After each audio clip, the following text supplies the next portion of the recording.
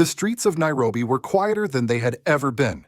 No music, no traffic, only the soft sound of flags lowering halfway down their poles. For the first time in decades, Kenya stood still. Across the nation, television screens flickered to life as the president's face appeared solemn, unblinking, carrying the weight of a nation's grief. Fellow citizens, he began, his voice trembling, just enough to pierce through every living room. It is with deep sorrow that I inform the nation of the passing of the Right Honorable Raila Amolo Odinga. In that moment, even the air felt heavy. Raila Odinga, the man who had spent half a century fighting for democracy, imprisoned, silenced, but never broken, was gone. To many, he was not just a politician, he was the conscience of a nation. To Africa, he was one of the last standing giants of an era when truth was worth dying for. From Nairobi's crowded streets to the distant shores of the African diaspora in London, New York, and Kingston, tears fell for a man who refused to kneel before injustice. He had been called a rebel, a reformer, a dreamer, and now he was called home. But as the candles burn and the flags fall, a deeper question lingers in the silence. What happens to a nation when its moral compass stops beating? Can the flame of democracy survive when the hands that lit it are gone? For those who watched him stand against power, for those who believed in his impossible dream, today is not just about mourning. It is about memory. And it is about the fight to keep that memory alive. If you believe Africa has lost a giant but gained a legacy, stay with us. Please share this story so that the world remembers that men like Raila Odinga do not die, they continue to lead even from the silence. It was a morning wrapped in silence. The city of Nairobi awoke under gray skies, the kind that seemed to carry the weight of history itself. From the presidential palace came the voice of duty, calm, deliberate, and filled with sorrow. The president of Kenya stood before the nation to declare what no one wished to hear: Raila Amolo Odinga is gone. Across Kenya, flags sank halfway down their masts. Church bells rang without harmony. Markets closed early. And for the first time in many years, the political capital of East Africa, known for its noise, its color, its endless debate, fell quiet. In every home, people watched the official broadcast. The president, standing tall but broken, paid tribute to the man who had once stood opposite him in fierce political battles. He called Odinga a giant of democracy, a tower of principle, and a father of our nation's freedom. It wasn't just a statement. It was history speaking to itself. Within hours, a 7-day period of national mourning was declared. All public ceremonies were canceled. Schools and government offices lowered their flags. On the streets of Kisumu, Odinga's birthplace by the shores of Lake Victoria, young men carried his portrait chanting, "You taught us courage, we will not forget." The government announced that a special committee would oversee the state funeral, co-chaired by the deputy president and Senator Oburu Odinga, Raila's elder brother. Even India, the country where Odinga had been receiving treatment, offered to assist in returning his remains home, honoring him as a friend of democracy and a son of Africa. A delegation of senior officials, ministers, and family members left immediately for New Delhi. Among them was Mama Ida Odinga, the widow who had stood beside him through detention, exile, and decades of political struggle. The scene at the Jomo Kenyatta International Airport was one the world will remember: a military aircraft waiting on the runway, flanked by soldiers holding the Kenyan flag. When the plane carrying Odinga's remains touched down, thousands broke into spontaneous song, not of grief, but of gratitude. For the people of Kenya, Raila Odinga was more than a leader. He was a mirror in which the nation saw both its pain and its potential. He had spent 9 years in prison without trial, refused exile when others fled, and returned to the streets again and again to demand justice. He spoke the language of ordinary people, the farmer, the teacher, the unemployed youth, and made them believe that democracy was not a foreign gift, but a birthright. The president's words that morning echoed through the radio stations and television networks across Africa. He endured persecution so that this nation might know and enjoy democracy. Those words became a refrain repeated in churches, mosques, and homes, passed from neighbor to neighbor like scripture. In Nairobi, spontaneous vigils began. Strangers gathered with candles and placards whispering prayers and memories. A teacher was heard telling her students, "He taught us that freedom has a cost, but silence costs more." In rural villages, elders recalled how Odinga had visited them long before he was famous, promising roads, clinics, and schools, promises he had tried in his own imperfect way to keep. Even his rivals, men who had once insulted and opposed him, stepped forward to honor him. In that moment, political colors faded, and the nation stood as one. From the slums of Kibera to the corridors of Parliament, from fishermen on Lake Victoria to university students in Eldoret, everyone seemed to ask the same question in their own language: who will now speak for us? And yet, amidst the tears, there was a quiet resolve, a belief that if Odinga had built something, it was not just a career, but a conscience. The conscience of a people who still believed that democracy, though wounded, can live on through those who dare to remember. The day Raila Odinga's body returned home, the entire nation seemed to hold its breath. The sun rose over the airstrip in Nairobi, golden but distant, as if nature itself hesitated to shine too brightly. When the plane's door opened and the coffin draped in the red, green, and black of Kenya appeared, a cry rippled through the crowd. It was not just mourning, it was the release of decades of love, anger, pride, and unfinished hope. From every corner of the country, they came, elders leaning on wooden sticks, children waving miniature flags, young people with faces painted in the national colors. They lined the highways from the capital to Kisumu, singing freedom songs that once echoed during the protests Odinga had led. "Baba Yetu, our father, you fought for us," they shouted, voices trembling through the dust and sunlight. The streets turned into rivers of people. Motorcycles carried wreaths, school buses carried choirs, and women carried candles in broad daylight. And somewhere in the crowd, an old man whispered, "He was not perfect, but he was ours." Across Africa, television screens filled with the images of this homecoming. In Nigeria, broadcasters paused their programs to air the funeral procession live. In Ghana, the national parliament observed a minute of silence. And in South Africa, the economic freedom fighters held a rally waving both the Kenyan and Pan-African flags. The African Union issued a rare statement calling Odinga a bridge between generations, a voice that refused to be silenced. The phrase went viral within hours. Even the United Nations Secretary General sent a message of condolence describing him as a man whose courage gave democracy a human face. Then came the moment that defined it all. As the coffin entered Nairobi's Uhuru Gardens for the National Memorial, the crowd fell silent.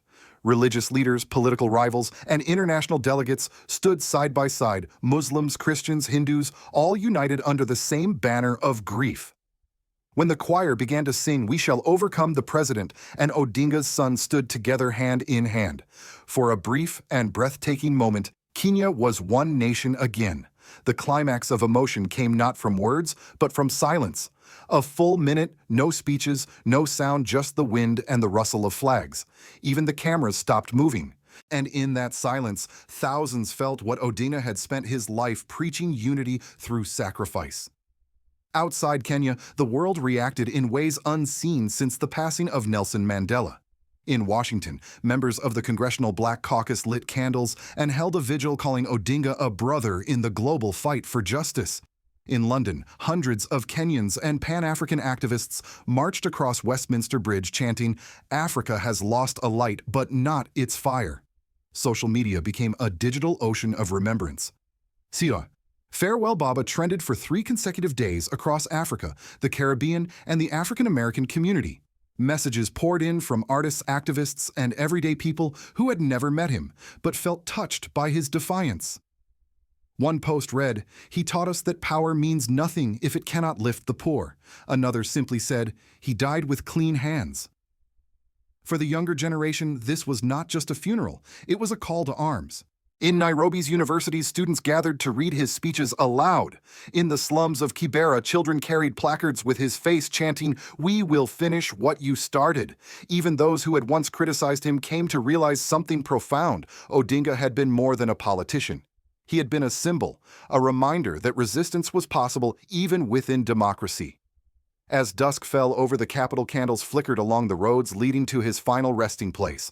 They looked like stars fallen to earth, thousands of tiny lights carrying a single message: "Kenya, remember who you are."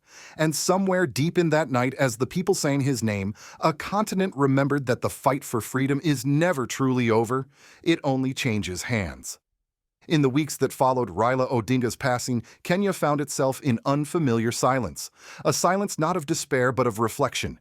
The crowds had gone home, the flags were raised again, yet the echo of his final farewell lingered in every street, every conversation, every radio broadcast that began with the words, "In the spirit of Baba."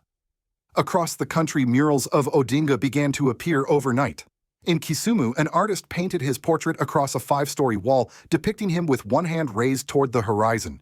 In Nairobi, a group of young engineers named their community center the Odinga Hub for Civic Freedom. The message was clear. Kenya was not moving on, it was moving forward with his memory. But beneath that wave of tribute came a deeper reckoning. Without Odinga's towering presence, Kenya's political landscape suddenly felt exposed. The Orange Democratic Movement, ODM, his lifelong political home, struggled to hold itself together. Old allies turned cautious. Young reformists began to ask hard questions about succession integrity and the meaning of loyalty. Television debates became national therapy sessions. Scholars and journalists dissected what many began to call the Odinga Doctrine, a belief that democracy must serve the people before serving power. One commentator said, "He taught us to fight the system, not to inherit it." For ordinary citizens, Odinga's death reignited something rare: civic awareness. Community meetings, once empty, were now full. Teachers used his story to explain sacrifice. Pastors quoted his words in Sunday sermons. And students at Nairobi University organized the first Odinga Memorial Lecture, a gathering that brought together young activists from across Africa to discuss leadership sovereignty and moral courage. Yet not everyone found comfort in his memory. Some feared that with Odinga gone, Kenya might slide back into the politics of convenience, the same transactional games he had fought against. A woman from Eldoret said to a reporter, "He kept them honest. Now who will?" The government, aware of the national mood, began to adopt a softer tone. Reform bills that had been delayed for years were suddenly revived: transparency laws, judicial independence, youth employment programs. The president, in an uncharacteristic gesture, invited opposition leaders to draft a bipartisan national ethics charter in Odinga's honor.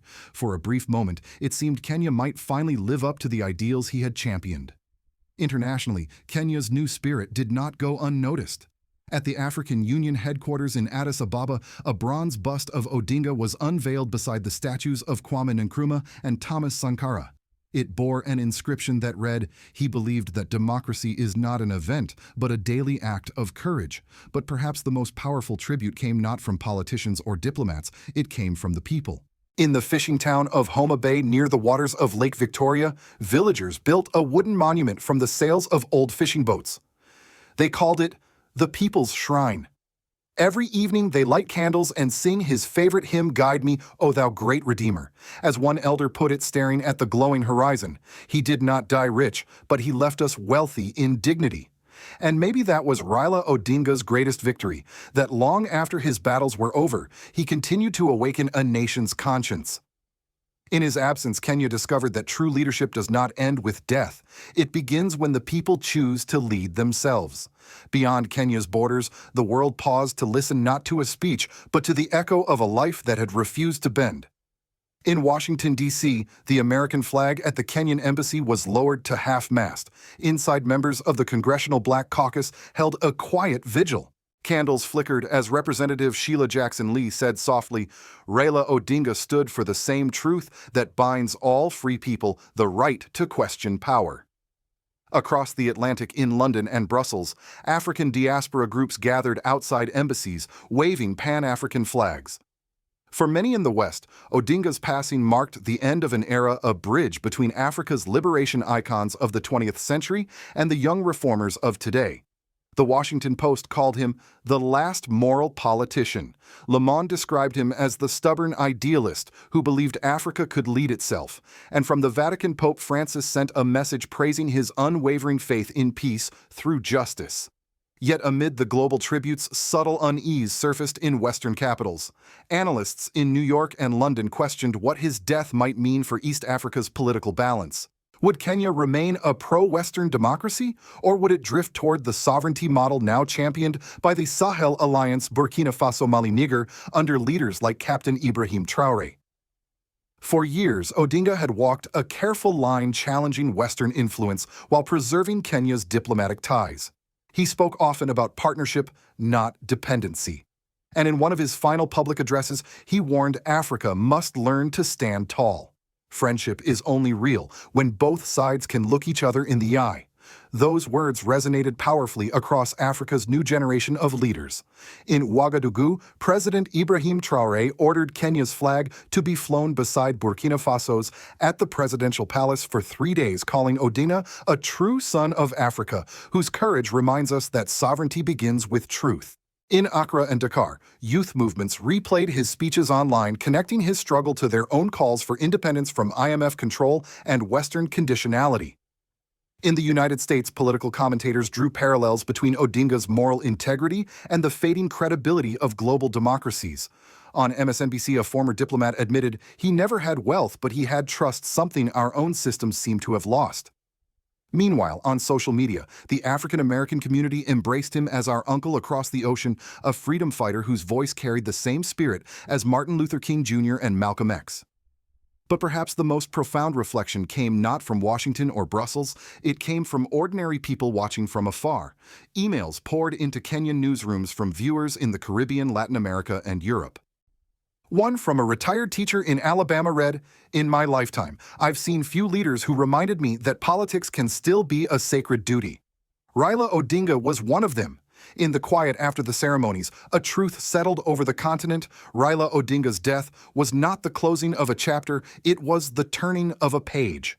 It reminded the world that Africa's struggle for justice did not end with liberation. It only evolved. And as the sun set over Nairobi across the ocean in Ouagadougou, Ibrahim Traoré addressed his people. To honor men like Raila Odinga is to build the Africa they dreamed of, sovereign, united, and awake. Night has fallen over Nairobi. The chants have faded, the candles have burned low, and the flags once again rise to the top of their masts. But in the hearts of millions, Raila Odinga still stands not as a man, but as a question. A question that Africa has yet to answer. Can democracy survive without conscience? For decades, Odinga carried that conscience like a torch through storm and darkness. He was jailed, betrayed, defeated, yet he never stopped believing that power could serve the people. His story reminds us that democracy is not built by perfect men, but by persistent ones, and that freedom is never inherited, it must be defended every single day. Now that torch has fallen into the hands of a new generation. From the streets of Nairobi to the deserts of the Sahel, young Africans are beginning to understand what Odinga meant when he said, "You cannot silence truth, you can only delay its echo." That echo can be heard today in Ouagadougou, where President Ibrahim Traoré is redefining what sovereignty means. It can be heard in Accra, Lagos, and Bamako, in every city where people dare to believe that Africa can govern itself with dignity. But Odinga's legacy is also a warning. It warns that democracy can be hijacked by comfort, eroded by corruption, and replaced by the illusion of progress. He showed us that the greatest threat to freedom is not the enemy outside, but the fatigue within the day when good people stop caring. For the people of Kenya, and for all who still believe in truth over power, this is the time to rise again. To speak when silence feels safer. To act when fear feels stronger. Because the freedom Odinga fought for was not meant to be inherited quietly. It was meant to be lived loudly. As the dawn rises over Lake Victoria, fishermen whisper prayers before casting their nets, just as Odinga once did in his youth.